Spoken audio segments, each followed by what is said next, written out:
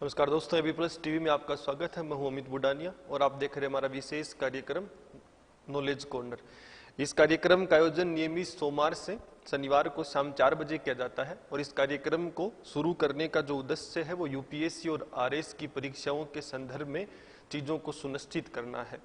जब हम लोग इन सारे समीकरणों पर बात करेंगे तो आज जिस मुद्दे पर हम लोग चर्चा करने जा रहे हैं वो मुद्दा है सियाचिन का। सियाचिन की जब हम लोग बात करेंगे तो इस पूरे समीकरण में ये भारत और पाकिस्तान के बीच में एक विवाद का विषय है, दोनों राष्ट्रों के बीच में एक प्रमुख विवाद का विषय है। दोनों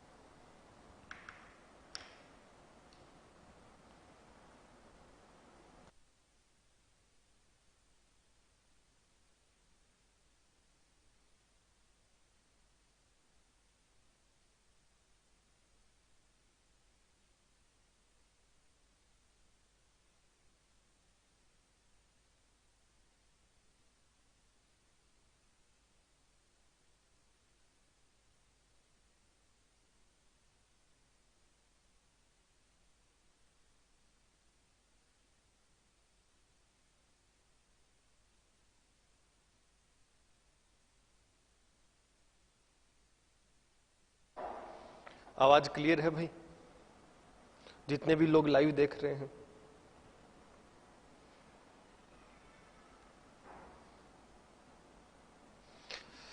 चलिए नमस्कार, आप सभी का स्वागत है एबी प्लस टीवी में। मैं हूं अमित बुडानी और आप देख रहे हैं हमारा विशेष कार्यक्रम नॉलेज कॉर्नर। इस कार्यक्रम का आयोजन नियमित सोमवार से शनिवार को शाम 4 बजे किया जाता है और इस कार्यक्रम में हम लोग यूपीएससी और आरएस की परीक्षाओं के संदर्भ में कुछ मुद्दों पर चर्चाएं करते हैं। हालांकि इस चर्चा के दौरान हम ये सुनिश्चित करते हैं कि परीक्षा उपयोगी संपूर्ण जानकारी आपके साथ साझा की जाए और इस चर्चा के अंत में हम लोग आपको एक प्रीलिम्स का और एक मेंस का क्वेश्चन देते हैं, ये सुनिश्चित करने के लिए कि आपने इस वीडियो को बहुत बेहतरीन तरीके से सुना होगा। आपकी मांग पर हम लोग आपको पीडीएफ भी उपलब्ध करवाते हैं, आप ग्रुप के माध्यम से उस पीडीएफ को ले सकते हैं। आपको इस वीडियो के विश्लेषण को केवल अच्छे से सुनने की आवश्यकता है, लिखने की आवश्यकता नहीं पड़ेगी, क्योंकि जितना चीजें आपको सुनाई जाएंगी वो सब आपको लिखित रूप में उपलब्ध करवाई जाएंगी। आज के जिस मुद्दे पर हम लोग चर्चा करने जा रहे हैं वो है सियाचिन विवाद का। 21,000 फुट की ऊंचाई पर देश के 10,000 से अधिक जाबाज केवल 110 किलोमीटर सीमा की रक्षा कर रहे हैं। -50 डिग्री सेल्सियस का टेम्परेचर है। स्टीफन कोहन के शब्दों में कहूं तो दो गंजे लोग कंगे के लिए लड़ रहे हैं।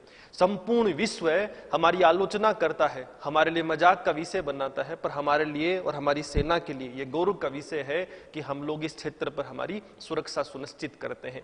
प्रतिदिन की लागत 7 से 8 करोड़ रुपए आती है। एक दिन की ये लागत सुनकर शायद आप अचंभित रह जाएं, क्योंकि हर महीने की लागत से हम लोग एक आईआईटी और कोई 2 एम्स तैयार कर सकते हैं, जो हमारी विकासशील प्रगति के दृष्टिकोण में अति आवश्यक है। पर कहा गया है किसी भी राष्ट्र के लिए विकास से पहली प्राथमिकता उस राष्ट्र की सुरक्षा होती है। सियाचिन भारत के लिए रणनीतिक महत्व रखता है, इसलिए भारत के जाबाज जवान उस क्षेत्र की सुरक्षा कर रहे हैं। -50 डिग्री के सेल्सियस जैसे कठिन क्षेत्र में भी जवान निरंतर सुरक्षा को सुनिश्चित कर रहे हैं। ऐसे में ये भारत पाकिस्तान के बीच में एक प्रमुख विवाद का विषय भी बन चुका है। तो हम जानते हैं कि क्या ये मुद्दा है, किस तरीके से इस मुद्दे की शुरुआत हुई और क्या इसकी वर्तमान की स्थिति है। इतना कुछ भारी नुकसान होने के बावजूद भारत सरकार अभी तक इतनी संवेदनशील क्यों है इस क्षेत्र को लेकर कि हम अभी भी इस क्षेत्र पर अपना नियंत्रण रखना चाहते हैं। भारत पाकिस्तान संबंधों की बात करोगे तो जन्म के साथ से ही बिगड़े हुए हैं। दोनों राष्ट्रों के संबंध अच्छे नहीं हैं। विवाद के अनेक कारण दोनों राष्ट्रों के साथ में हैं, जिनमें कश्मीर मुद्दा प्रमुख मुद्दा है। पाकिस्तान कश्मीर को अपना क्षेत्र बताता है, भारत अपना क्षेत्र बताता है। इनके अलावा कुछ अन्य मुद्दे इस कश्मीर मुद्दे की वजह से उत्पन्न हो चुके हैं, जिनमें प्रमुख है आतंकवाद का मुद्दा। उसके बाद अगर हम लोग बात करेंगे तो सरकरीक विवाद, जो हम पिछले वीडियो में पढ़ चुके हैं। उसके अलावा सिंधु जल संधि का विवाद, जो हम पिछले वीडियो नदियों में पड़ चुके हैं। और इनके अलावा तुलबुल परियोजना, सलाल बांध, किशनगंगा परियोजना, मादक तस्करी, मानव तस्करी, आतंकवाद जैसे संगठित अपराध जैसे कुछ संगीन मुद्दे हैं जो दोनों राष्ट्रों के दोस्ती की संभावनाओं को हमेशा के लिए समाप्त कर चुके हैं। इन्हीं मुद्दों में एक प्रमुख मुद्दा जो है वो है आपका सियाचिन का मुद्दा। जब हम लोग सियाचिन के मुद्दे की बात करते हैं तो इसकी पृष्ठभूमि की जब हम लोग चर्चा करेंगे तो उससे पहले मैं आपको इसकी कुछ भौगोलिक स्थिति के बारे में बताना चाहता हूं। सियाचिन वर्तमान में लद्दाख केंद्र शासित प्रदेश क्षेत्र का हिस्सा है, क्योंकि 370 हटने के बाद में जम्मू कश्मीर का विभाजन हो चुका है, तो ये लद्दाख केंद्र शासित प्रदेश का हिस्सा है। काराकोरम दर्रा जो है, मैं आपको नक्शे के माध्यम से दिखाऊंगा, तो काराकोरम दर्रा जो है उसकी ये सबसे लंबी श्रेणी है या ग्लेशियर है। इसके अलावा जब मैं इस क्षेत्र की बात करूं तो सियाचिन का शाब्दिक अर्थ होता है फूलों की घाटी, लेकिन भारत पाकिस्तान के संबंधों की वजह से इसको गोलियों की घाटी कहना शुरू कर दिया गया है, क्योंकि यहाँ मानवता का सबसे अधिक हनन हो रहा है। सबसे बड़ी चुनौती की बात यह है कि इस क्षेत्र में जितने लोग गोलियों से मरते हैं उनकी संख्या केवल कुल मृत्यु के आंकड़ों का 3% है। 97% जो लोग यहां मरते हैं, यानी जो जवान शहीद होते हैं दोनों तरफ के, उन 97% लोगों में शहीद होने का प्रमुख कारण है यहां का खराब मौसम। जब हम औसतन बात करें तो यहां -10 डिग्री सेल्सियस से भी अधिक टेम्परेचर रहता है, लेकिन जब हम सर्दी के मौसम की बात करते हैं तो यहाँ -50 डिग्री सेल्सियस तक भी मौसम चला जाता है। खाद्य सामग्री की बात करें तो 3-3, 4-4 महीने का स्टॉक एक साथ यहाँ रखना पड़ता है। इसके अलावा जब हम लोग बात करें तो लॉजिस्टिक सपोर्ट की यहाँ बहुत बड़ी कमी है, और इसका कारण है यहाँ के जो क्षेत्र की दुर्गम स्थिति है, इस वजह से। हम लोग जब बात करेंगे तो हमारी सुरक्षा के दृष्टिकोण में हमारे डिप्लोमेट थे मणिशंकर अय्यर, कांग्रेस के एक प्रमुख नेता हैं। जब इन्होंने पाकिस्तान की यात्रा की थी तो उस दौरान इन्होंने एक बयान दिया था कि दोनों राष्ट्रों के जनरल से अधिक जो है वो यहाँ जनरल फ्रोस्ट बाइट काम करता है, यानी खराब मौसम की वजह से यहाँ दोनों राष्ट्रों के जवानों को नुकसान उठाना पड़ता है। जब हम लोग इस क्षेत्र की बात करते हैं तो इस क्षेत्र भारत के लिए एक रणनीतिक महत्व रखता है। रणनीतिक महत्व इसलिए रखता है कि एक तरफ तो चीन पर निगरानी रखना इस क्षेत्र से आसान है, और दूसरी तरफ मैं बात करूं तो चीन के साथ पाकिस्तान पर निगरानी रखना इस क्षेत्र से आसान है। वर्तमान में ये क्षेत्र जो है ये भारत के कब्जे में है, और ये बड़ा गर्व का विषय है कि विश्व की सबसे ऊंची युद्ध चोटी जो है वो यही है। विश्व में हाईएस्ट बैटलफील्ड जो है उसको हम सियाचिन के नाम से जानते हैं, और ये हमारा सौभाग्य है कि विश्व की सबसे ऊंची युद्ध चोटी पर भारत का नियंत्रण है। जब इस मुद्दे की मैं आपसे बात करूंगा तो आपको एक नक्शा दिखाता हूं। इस नक्शे से इस मुद्दे को समझने की हम लोग कोशिश करते हैं। ये विवाद जो है बहुत पुराना विवाद है, हालांकि इसका जन्म जो है वो 1980 के बाद हुआ। 1947 के अंदर जब दोनों राष्ट्रों का विभाजन हुआ, उस विभाजन के साथ ही इस विवाद की कहानी शुरू हो गई थी। 1949 के अंदर, 1949 के अंदर एक कराची समझौता हुआ। इस कराची समझौते की मैं बात करूंगा तो कराची समझौते में क्या किया गया कि सीमा का रेखांकन किया गया, दोनों राष्ट्रों की सीमा को विभाजित किया गया। तो जब हम लोग इस कराची समझौते की बात करेंगे, सीमा का रेखांकन हुआ, तो भौगोलिक तौर पर ये जो रेखा आप देख रहे हैं, यहां एक पिलर है, इस पिलर को कहा जाता है NJ 9842। पिलर संख्या है NJ 9842।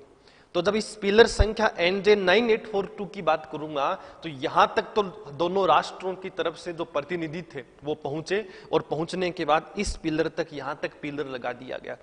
सीमा इस पिलरों के इस तरफ जो है वो पाकिस्तान हो गया, और इस तरफ घोषणा कर दी गई कि ये इंडिया है। इसको हम लोग LOC के नाम से जानते हैं, लाइन ऑफ कंट्रोल के नाम से जानते हैं। जब ये विभाजन इस कराची समझौते के तहत हुआ तो उसके आगे खराब मौसम था, और ये दर्रा बहुत खराब है। खराब मौसम की वजह से, दुर्गम क्षेत्र की वजह से दोनों राष्ट्रों के बीच में एक सहमति हुई कि हम आगे तो अब जाकर भौगोलिक तौर पर तो ये विभाजन कर नहीं पाएंगे, इसलिए हम एक निर्णय लेते हैं कि इस पिलर से जो सीमा होगी वो उत्तर की तरफ चलती जाएगी। तो उत्तर की तरफ सीमा आगे बढ़ती जाएगी, इस तरफ जो क्षेत्र होगा वो पाकिस्तान का हो जाएगा, और दूसरी तरफ जो क्षेत्र होगा वो भारत का हो जाएगा। तो 1949 की संधि में खराब मौसम की वजह से इस पिलर तक तो सीमा रेखांकन कर दी गई, इसके आगे रेखांकन नहीं की गई। भारत ने इस चीज को स्वीकार कर लिया और पाकिस्तान ने भी इस चीज को स्वीकार कर लिया। तब से लेकर इस मुद्दे पर कभी कोई विवाद नहीं रहा। खास कर अचंभे की बात यह है कि 1971 में जब भारत पाकिस्तान का युद्ध हुआ, जो बांग्लादेश का निर्माण करवाता है, उस दौरान हमने पाकिस्तानी सेना को छोड़ने के लिए शिमला समझौता और दिल्ली समझौता किया था। तो 1972 के अंदर जब हम लोगों ने शिमला समझौता किया था, उस दौरान इस सियाचिन को लेकर कोई भी विवाद दोनों राष्ट्रों की तरफ से नहीं उठाया गया। ना तो भारत ने इस पर कोई टिप्पणी की और ना ही भारत के साथ में पाकिस्तान ने इस क्षेत्र पर टिप्पणी की, क्योंकि उस समय तक इसे गैर उपयोगी क्षेत्र माना जाता था। लेकिन कुछ समय बाद सन 1975 के अंदर भारत की जो सेना है वह एक विदेशी नागरिक को इस क्षेत्र से गिरफ्तार करती है। हालांकि वो पूछताछ के उद्देश्य से करते हैं, वो एक पर्वतरोही व्यक्ति था, जर्मनी से संबंध रखते थे। तो 1975 में जब उस विदेशी पर्यटक कहूं कि उससे जब पूछताछ की गई तो उसके पास एक नक्शा मिला, और उस नक्शे में ये जो पाकिस्तान के द्वारा निर्मित नक्शा था, और उस नक्शे में एक सीमा दिखाई गई। उस सीमा को कहा गया, आपको इस नक्शे के माध्यम से मैं फिर से दिखाना चाहूंगा कि ये जो सीमा है, इस पिलर से इस तरफ आगे तक ये काराकोरम दर्रा है। तो इस क्षेत्र पर सीमा को पाकिस्तान की घोषित किया हुआ था। तो उस नक्शे में ये जो सियाचिन वाला क्षेत्र है, क्योंकि सियाचिन ये वाला क्षेत्र है, इसको हम लोग सियाचिन का क्षेत्र कहते हैं टोटल, ये वाला। तो इस सियाचिन के क्षेत्र को उस नक्शे में पाकिस्तान का क्षेत्र दिखाया हुआ था। इससे भारत के जो कर्नल थे, उन कर्नल नरेंद्र तोमर उस समय थे, तो उनको आशंका हुई कि कहीं जब नक्शे में इन्होंने सियाचिन को पाकिस्तान का हिस्सा बता रखा है तो कोई ऐसा ना हो कि इस क्षेत्र पर उन्होंने कब्जा कर रखा हो। इस चीज को ये सुनिश्चित करने के लिए कर्नल ने क्या किया कि अपनी एक सेना की टोली जो है वो सियाचिन के इस क्षेत्र पर भेजी, और जब यहां भेजी तो जो सेना की टोली वापस लौट कर आती है तब वो कहती है कि इस क्षेत्र में गतिविधियां चल रही हैं, और खास कर जो गतिविधियां चल रही हैं वो है चाइना और पाकिस्तान की तरफ से, दोनों राष्ट्रों की तरफ से चल रही हैं। क्योंकि जब हम लोग यहां बात करेंगे एक दूसरा नक्शे में, मैं आपको स्क्रीन के माध्यम से आज तो दिखा नहीं पाऊंगा, लेकिन कोशिश करूंगा कि कल की चर्चा के दौरान थोड़ा सा डिस्कस कर दूंगा। ये जो क्षेत्र है चाइना का बॉर्डर है। यहां जब हम लोग बात करेंगे तो ये चीन ऑक्युपाइड कश्मीर है, जिसको हम लोग क्षेत्र कहते हैं कि इस जो आपके कुछ हिस्सा ऐसा है इस क्षेत्र का जो सियाचिन का, जो चीन ने छीन लिया है। ऊपर जब हम लोग बात करेंगे तो वो सीओके 2 है, सक्सम वैली जिसकी हम लोग बात करते हैं, तो वो हिस्सा पीओके का था, लेकिन पाकिस्तान ने चीन को स्थानांतरण कर दिया। और यदि ये सियाचिन भी इनके कब्जे में आ जाता है तो ये पूरा क्षेत्र इस तरीके से जो होगा वो हमेशा के लिए चीन का हो जाएगा और पाकिस्तान का हो जाएगा। तो इस सियाचिन को लेकर इन लोगों में बड़ी चेष्टा थी कि हम कब्जा करें। इसके लिए ये लोग निरंतर काम कर रहे थे, पर पाकिस्तान की इन गतिविधियों को भारत सरकार ने देखना शुरू कर दिया था, खास कर उस पर्यटक से वो नक्शा मिलने के बाद में। फिर अपनी भारत सरकार ने इस खराब मौसम की वजह से वहां चौकी बनाने की कोशिश की थी, पर चौकी नहीं बना पाई, जिसको हम लोग चेक पोस्ट कहते हैं। तो वो चेक पोस्ट हम लोग नहीं बना पाए, लेकिन उसके बावजूद भारत सरकार ने निरंतर बीच बीच में जाकर इस क्षेत्र पर निगरानी रखना शुरू कर दिया था, क्योंकि काफी दुर्गम क्षेत्र था, तो उस क्षेत्र पर नियमित रूप से बैठ पाना तो संभव नहीं था। हालांकि भारत ने कोशिश की थी, पर जब इस पूरे क्षेत्र की बात करेंगे तो हम बीच बीच में जाने लगे। इस बात का ऐतराज पाकिस्तान ने सन 1982 में भारत के सामने रखा। 1982 में पाकिस्तान ने कहा कि आप जो इस क्षेत्र में आते हो ये गलत है। भारत ने कहा ये क्षेत्र हमारा, हम आ सकते हैं, इसमें कोई विवाद का विषय नहीं है। दोनों राष्ट्रों की तरफ से रणनीतियां बढ़ने लगी।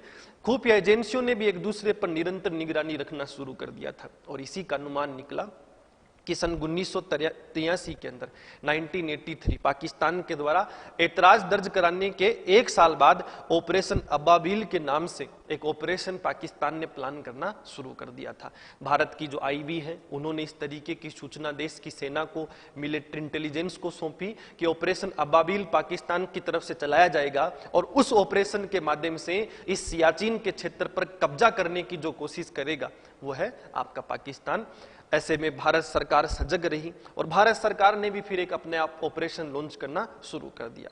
हालांकि ऑपरेशन अबाबिल के लिए पूर्णतः तैयारियां हो चुकी थी। पाकिस्तान की तरफ से जर्मनी से कुछ किट खरीदे गए जो इस खराब मौसम के दौरान उनके जवान पहनकर उस क्षेत्र पर कब्जा कर सकें। तो पाकिस्तान की तैयारियां बड़े उच्च स्तर की हो चुकी थी। भारतीय खुफिया एजेंसियों की रिपोर्ट के बाद भारत सरकार ने निरंतर इन पर निगरानी रखना शुरू किया, और पाकिस्तान की तरफ से सूचना प्राप्त हुई कि 17 अप्रैल 1984 को पाकिस्तान और पाकिस्तान का सहयोग देने के लिए चीन, दोनों राष्ट्र क्या करेंगे, इस क्षेत्र पर कब्जा करेंगे और ऑपरेशन अबाबिल 17 अप्रैल 1984 को लॉन्च किया जाएगा। जैसे ये सूचना भारत के जवानों के पास पहुंची, हमारे पास इतने किट नहीं थे कि हम इस क्षेत्र पर कब्जा कर सकें, लेकिन एक दिन पहले ही हमारे यहाँ किट पहुंचे और किट पहुंचने के बाद हम लोगों ने 17 अप्रैल से महज कुछ दिन पहले 13 अप्रैल 1984 को भारतीय सेना और भारतीय वायुसेना ने अपने एक संयुक्त ऑपरेशन को शुरू किया जिसका नाम है ऑपरेशन मेघदूत। जैसे ही हमने ऑपरेशन मेघदूत लॉन्च किया, भारत की तरफ से इस क्षेत्र पर कब्जा कर लिया गया और हमने धीरे धीरे सबसे पहले ये जितना भी बिलाफुंडला है, सिला, इंद्राकोल और इससे ऊपर एक चोटी है पहलवान टॉप, इन पर हमने कब्जा करना शुरू कर दिया। जब हम कुछ दिन पहले हम इस कर चुके थे तो पाकिस्तान को यह अनुमान नहीं था कि भारत इस तरीके से पहले आक्रमण कर देगा और भारत ने आक्रमण कर कर इस क्षेत्र पर हमेशा के लिए अपना कब्जा कर लिया। खास कर ये सल्तोरा या जितने भी इस क्षेत्र के अंदर ऊंची चोटियां थी उन सब पर हमारा कब्जा हो चुका था। सियाचिन पोस्ट की बात करेंगे तो 21,000 फीट ऊंचाई पर आधारित पोस्ट थी। भारत अपनी पहली पड़त कर चुका था और उसके बाद हम निरंतर कोशिश कर रहे थे कि अब हम इस क्षेत्र से पीछे नहीं हटेंगे, तो हमने निरंतर अपनी सेना की संख्या को बढ़ाते गए। हालांकि शुरुआत में मौसम की वजह से काफी मौतें हुई, लेकिन फिर भी भारत ने राष्ट्रहित में और इसकी रणनीतिक महत्व को देखते हुए अपनी सेना को निरंतर उसी क्षेत्र में रोकने की कोशिश की। पर पाकिस्तान की जो स्थिति थी वो इस क्षेत्र को लेकर महत्वपूर्ण थी। पाकिस्तान की एक पोस्ट थी इस क्षेत्र के अंदर, जिस पोस्ट का नाम कायदे आजम था। कायदे आजम एक बर्फीली दीवार के पीछे बनी हुई पोस्ट थी जिस पर भारत की तरफ से आक्रमण करना मुश्किल था। ऐसे में उस कायदे आजम पर कब्जा करना बहुत जरूरी था यदि सियाचिन को सुरक्षित रखना है तो, क्योंकि हम ऊंची चोटी पर बैठ जाए पर हमारे ऊपर रणनीतिक या प्राकृतिक बंकर नहीं थे, हमारी तरफ से सेना के द्वारा बनाए गए थे। इसीलिए आप अक्सर सुनते होंगे कि खराब मौसम की वजह से, बर्फीले तूफान की वजह से जवान उसके अंदर फंस जाते हैं। लेकिन पाकिस्तान को प्राकृतिक तौर पर यह चीज मिली हुई थी और वो 1500 फीट की जो है एक भौगोलिक दीवार कह दूं, एक प्राकृतिक दीवार कह दूं बर्फीली, जिसकी वजह से उनकी जो चौकी ऑटोमेटिक बनी हुई थी वो सुरक्षित थी। ऐसे में भारतीय सेना के लिए आवश्यक था कि सियाचिन से अधिक अब उस क्षेत्र पर भी कब्जा करना आवश्यक है।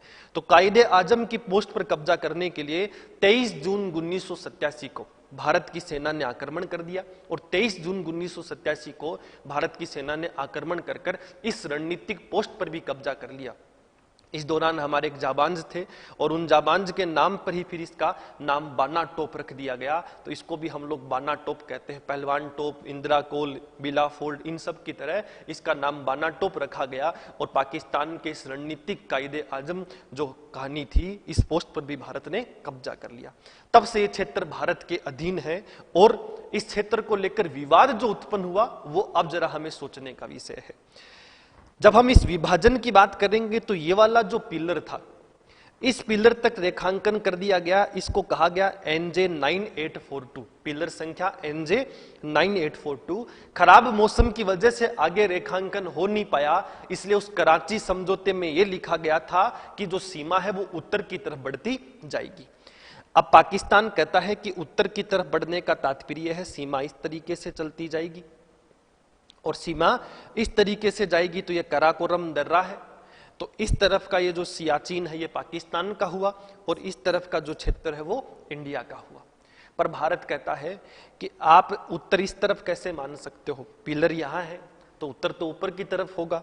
और हमने हमारे भौगोलिक ज्ञान का प्रयोग करते हुए इस क्षेत्र पर हमने कब्जा कर लिया। अब अगर हम हमारी बात करें तो हमारे हिसाब से देखो हम सही हैं कि उत्तर इसी तरफ होगा। पाकिस्तान की बात करें तो वो भी अपनी जगह जायज है कि भाई पिलर से उत्तर की तरफ हम लोगों ने बात की थी तो इस तरफ तो आने का सवाल ही पैदा नहीं होता। पर जो भी कहानी है हमारे लिए रणनीतिक महत्व रखता है, इसलिए हमें पाकिस्तान को गलत ठहराना है और हमारा यही मानना है कि ये ऐसा तो लिखा नहीं था कि कराकोरम दर्रा की तरफ जाएगा, लिखा यही था कि इंदिराकोल या से उत्तर की तरफ होगा उसी तरफ जाएगा। परिणाम स्वरूप ये 110 किलोमीटर की एक सीमा है जिसको हम लोग AGPL कहते हैं, एक्चुअल ग्राउंड पोजीशन लाइन जो है AGPL। इंदिराकोल से लेकर NJ 9842 तक जो है वो है AGPL, actual ground position line. यानी आज यहां पर भारत के 10,000 से अधिक सैनिक तैनात हैं इस क्षेत्र पर कब्जा किए हुए, इसको हम लोग AGPL कहते हैं। ये 110 किलोमीटर की भारत और पाकिस्तान के बीच की सीमा है।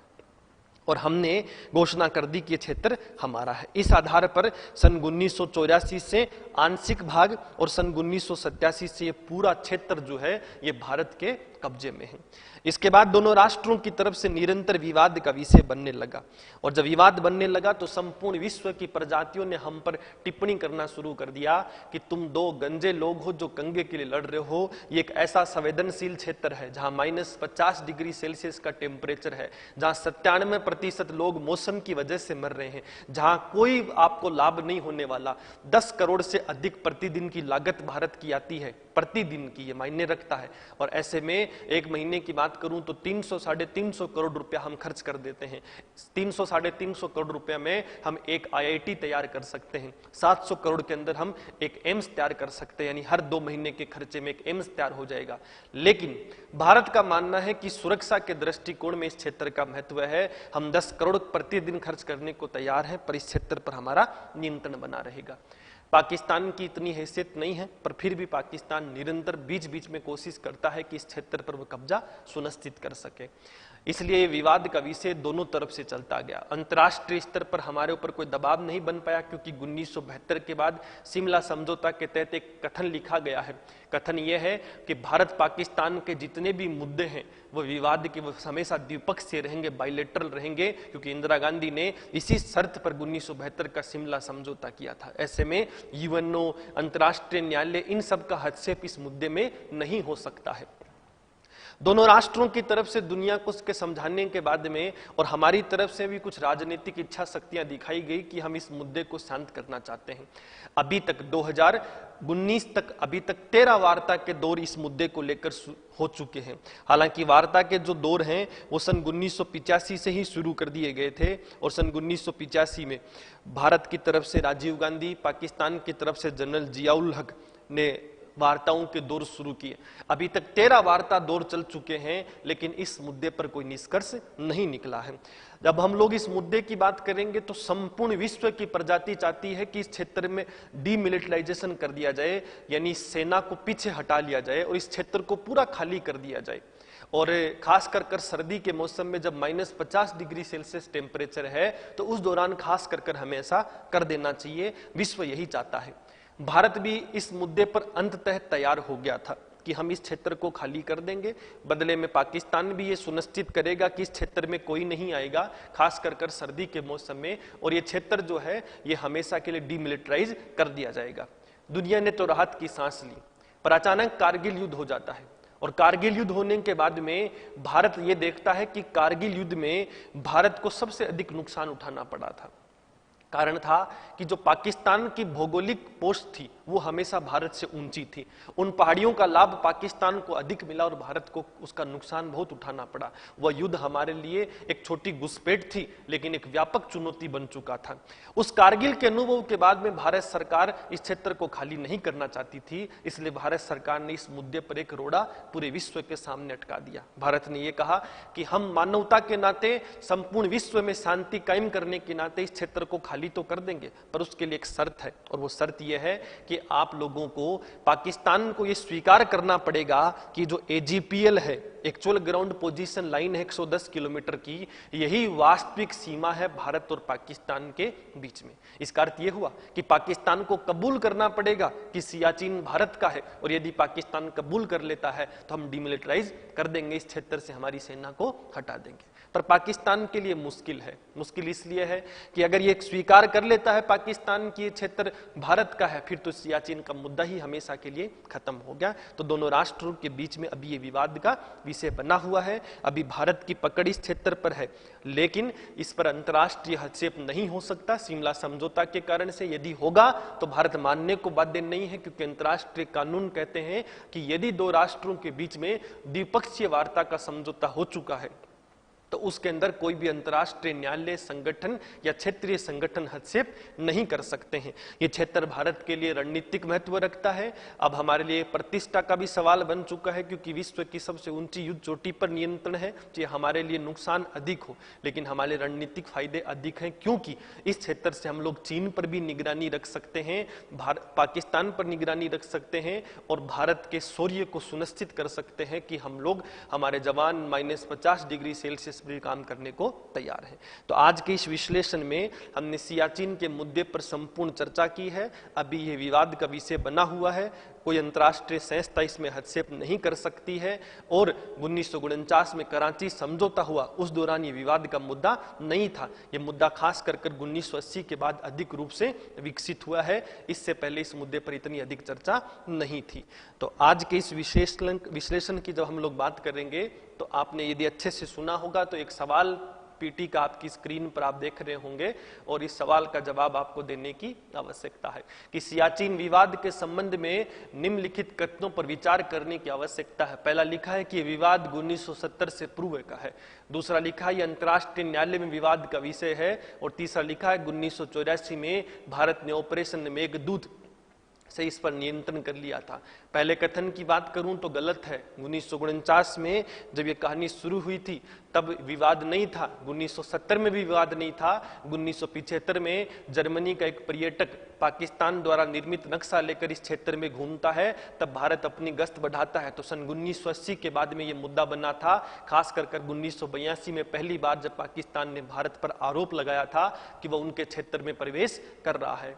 इसके अलावा जब बात करूं ये अंतर्राष्ट्रीय न्यायालय में विवाद का विषय है तो ये कहानी गलत है, क्योंकि इस मुद्दे पर कोई अंतर्राष्ट्रीय न्यायालय या संगठन हस्तक्षेप नहीं कर सकता है। और तीसरे कहानी की बात करूं सन 1984 में भारत में ऑपरेशन मेघदूत पर इस नियंत्रण किया तो पूर्णतः सत्य है। भारत के द्वारा ऑपरेशन मेघदूत के माध्यम से ही इस क्षेत्र पर नियंत्रण कायम किया गया था। इसके अलावा एक मेंस का सवाल आपकी स्क्रीन पर है जो आप देख सकते हैं और इस मेंस के सवाल की हम लोग बात करेंगे तो यह है कि सियाचिन विवाद क्या है, इसके रणनीतिक महत्व पर चर्चा करें। तो आपको एक टेक्सुअल क्वेश्चन मिला है कि सियाचिन विवाद है क्या, तो आपको उसको समझाने की आवश्यकता है और दूसरे भाग में इस सवाल के समझाने की आवश्यकता है कि इसका रणनीतिक महत्व क्या है, भारत के लिए क्या सामरिक महत्व रखता है चीन पाकिस्तान के दृष्टिकोण में। इस तरीके के विशेष कार्यक्रम और अन्य टॉपिकों पर चर्चा प्राप्त करने के लिए देखते रहिए AB+ TV।